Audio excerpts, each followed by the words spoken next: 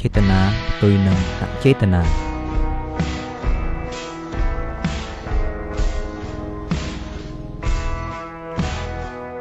សល់ផ្ទុយនឹងខ្វះ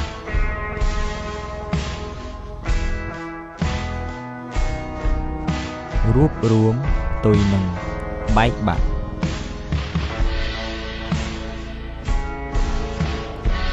ឃ្លានផ្ទុយនឹងឆ្អែត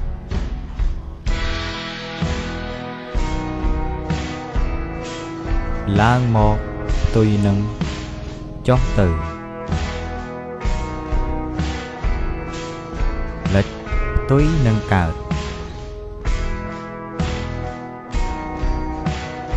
ចេះផ្ទុយនឹងងង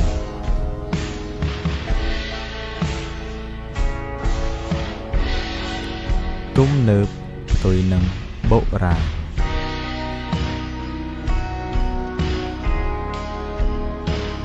ត្រង់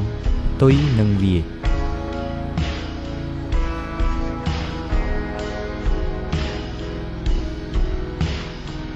បាត់បង់ផ្ទុយនឹងគង់វង្ស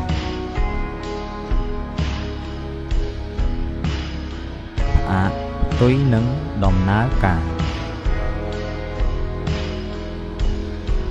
ស្រួលផ្ទុយនឹងពិបាក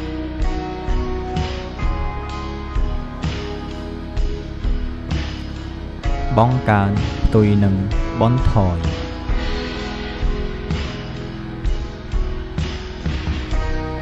សុខផ្ទុយនឹងទុក្ខ